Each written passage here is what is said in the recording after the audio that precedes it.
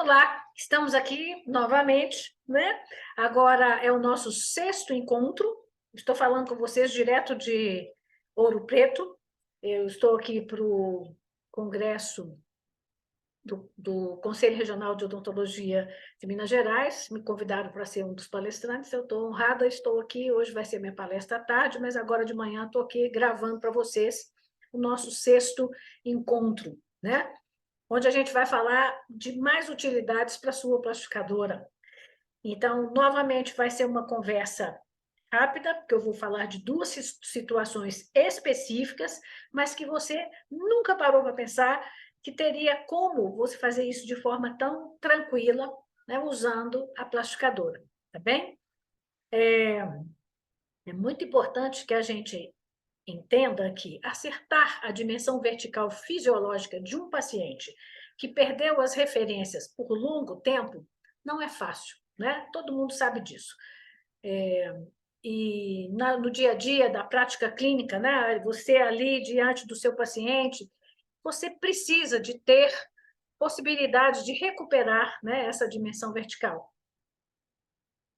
Existem vários métodos descritos na literatura, mas o método estético tem sempre que ser levado em consideração, porque no final das contas, o que a pessoa espera, o que o cliente espera de você, o restabelecimento da estética, ele estar feliz com a imagem dele, tá certo? O método estético, segundo a literatura, ele é fundamentado na reconstrução facial suficiente por meio da harmonização do terço inferior da face com as demais partes do corpo. Tem que ter tudo uma proporcionalidade, claro, né? E a gente busca uma perfeição da face harmônica com a idade do indivíduo, né? Levando sempre a uma determinação da dimensão vertical de oclusão que a gente deseja. Então, nós vamos considerar a questão estética, né? Mas nós temos sempre que lembrar um ponto extremamente importante, que é a relação músculo-ligamentar. Ela muda. Então, aquele indivíduo que usa uma prótese total velha, que já está, né, com a oclusal desgastada, aquilo foi desgastando ao longo dos anos, à medida que os dentes desgastam, a dimensão vertical diminui, o queixo chega para frente. Isso é o natural. Vai chegando para frente. Por isso que todo velhinho com prótese pequenininha parece classe 3, né? Por quê? Porque a prótese vai gastando, a dimensão vertical vai diminuindo e o próprio organismo muda os engramas proprioceptivos para jogar essa mandíbula para frente, para não comprimir a região posterior da articulação tempomandibular. Isso é fisiológico, é uma reação fisiológica do sistema. Bom, aí você vai recuperar e você quer levantar aquela dimensão vertical imediatamente. Não consegue. Você não consegue. Por quê? Porque a musculatura do indivíduo, ela está toda adaptada àquela dimensão vertical diminuída. O processo de retreinamento dessa musculatura, ele é lento, ele precisa ser conseguido passo a passo. Senão você não consegue ajustar adequadamente a harmonia facial daquele paciente, tá? Então, quando a gente recebe um paciente com uma prótese total totalmente desgastada e, né, com uma perda real de dimensão vertical, o que a gente faz? A gente baixa uma placa de 1 milímetro sobre a prótese do paciente, de 1 milímetro só. E assim, em cima daquela placa de 1 milímetro, a gente vai começar a acrescentar um pouquinho de acrílico, mas muito pouquinho, uma camadinha de acrílico na oclusal e também na região vestibular. Deixa eu te mostrar por quê.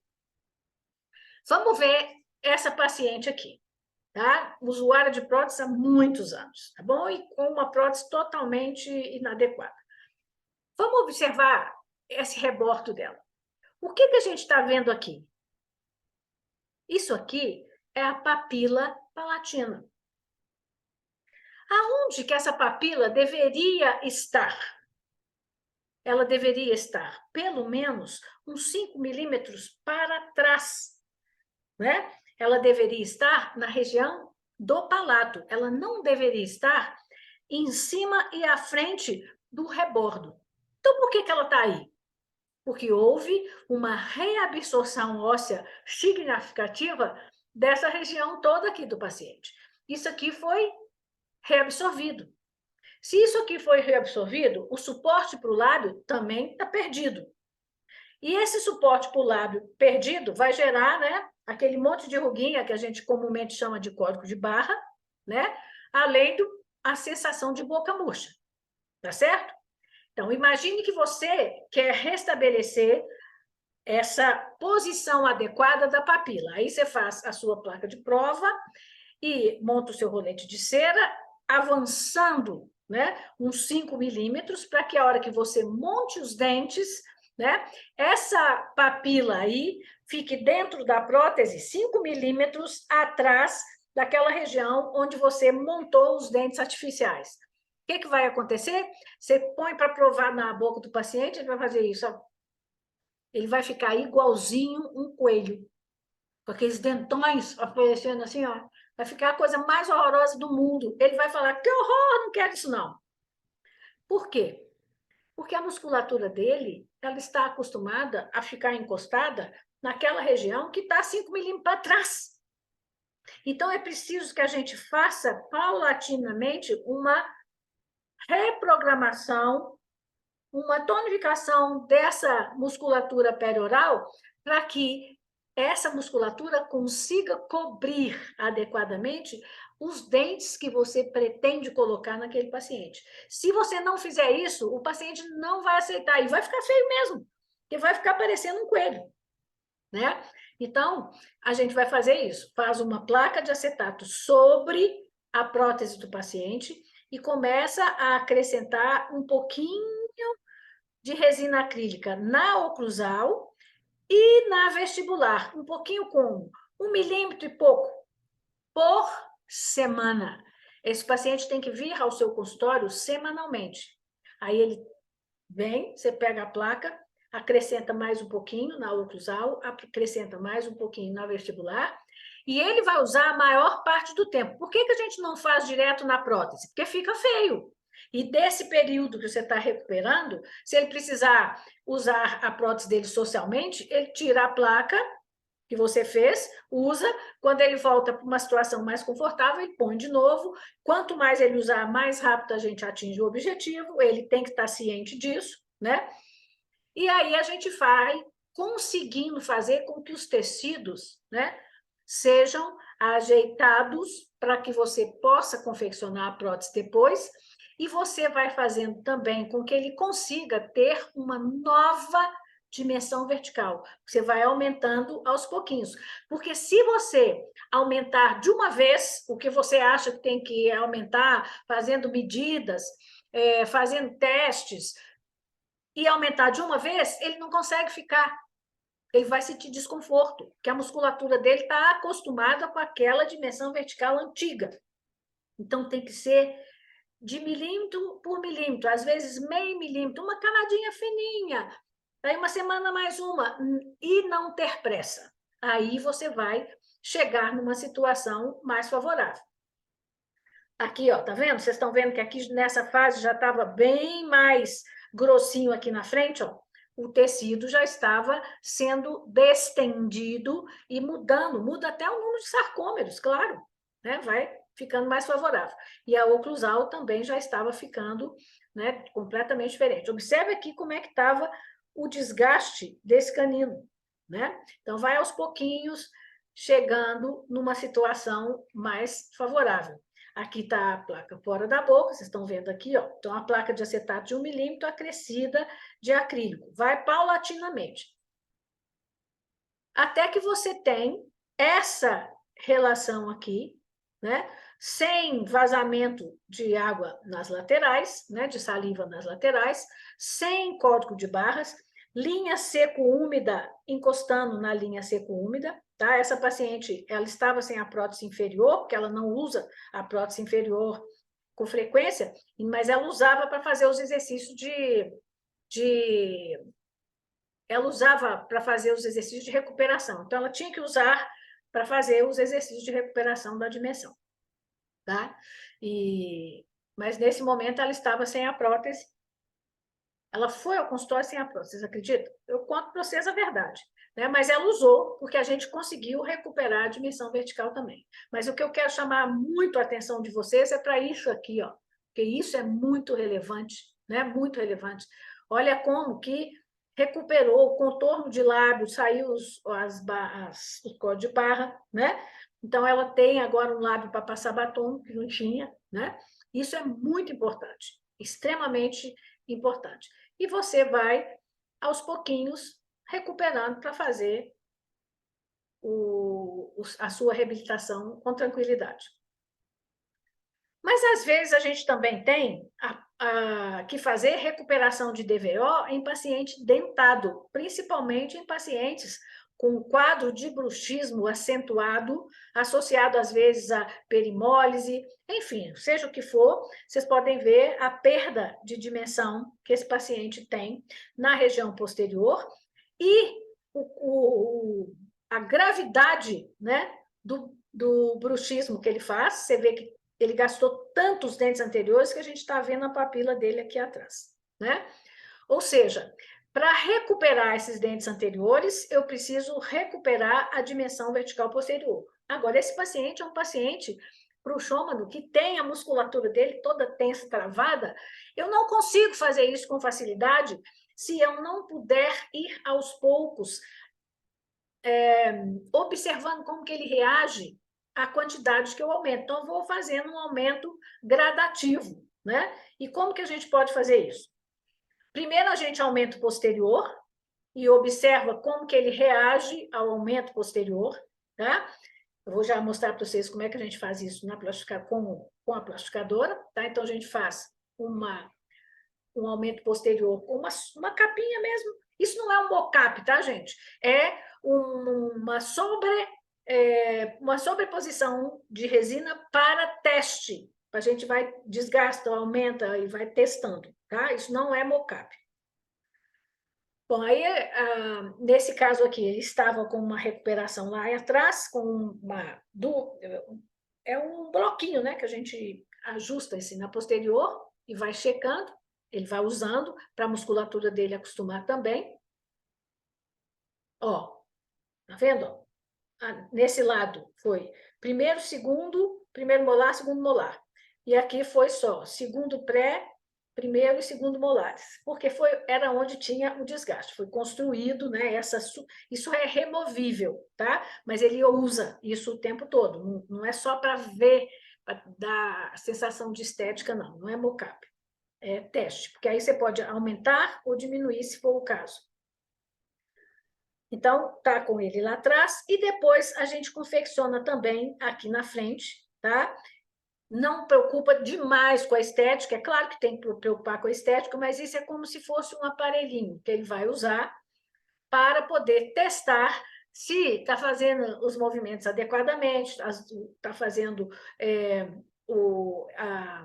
está falando, né, adequadamente, então vai testando a fonética, vai testando o conforto, né, para que você aí possa ter um registro de dimensão vertical nova e aí fazer a reabilitação do paciente, né? Então, aqui, ó, é removível, tá vendo? Ele tira e põe, né? Ele fica com ele o dia todo, né?